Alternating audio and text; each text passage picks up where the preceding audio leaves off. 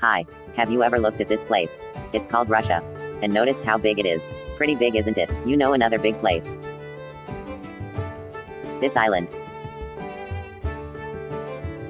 It's called Iceland. No, it's actually called Greenland.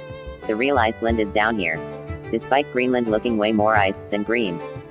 There's plenty of theories regarding how Greenland got its name.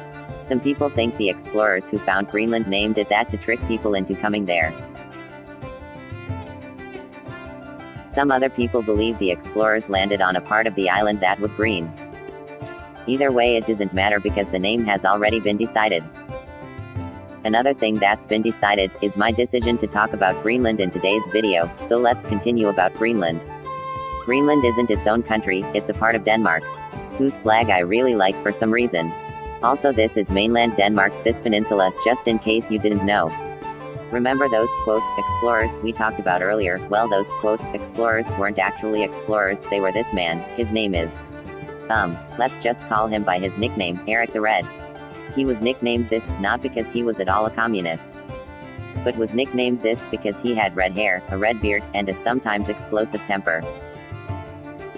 This guy not only discovered Greenland, but also named it. The story goes, he was born to a Norwegian family in Iceland. Fast forward some time, and now Eric the Red has been exiled from Iceland for manslaughter. With this, he went on a sail to find new land. He had heard of some icy land to the northwest. Sure enough, he found it. Greenland was discovered. With some new land, he settled there, along with most of his family.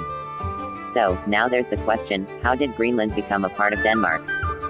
To answer that, we need to know that Greenland was first part of a different country, it is Norway. Greenland became a part of Norway in 1261, I'm sure you're wondering why and how it first became Norway's.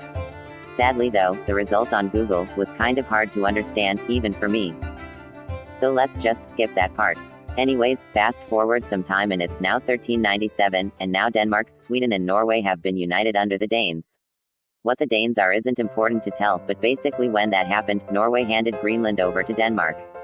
So now that we've talked about how Greenland got started, let's talk more about what happened later, like how during World War II, Germany secretly invaded it twice. Also, only 50,000 people call Greenland their home.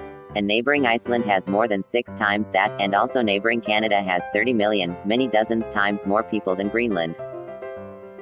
And one last thing to talk about is that Greenland, the real one, doesn't look like this, and this is because you are looking at the Mercator projection. It's used on this map on screen, which is Google Maps, and is used on a lot of other maps. Briefly explained, Greenland is smaller than this because on the Mercator projection, if a piece of land is closer to the poles, it distorts and is bigger. Which means a piece of land at the equator is not as distorted than a piece of land right on the South Pole. So how do we get a good look at Greenland's true shape? We go to none other than Google Earth. Now you might be wondering why the Mercator projection is this way, but it's not complicated, it's just that it was designed to navigate and preserve shape to try to make your navigating map more accurate when you need it. But as I hope you can understand, it's not possible to map the Earth's surface accurately, on a 2D plane. But wait, because there's still a little bit more I want to say.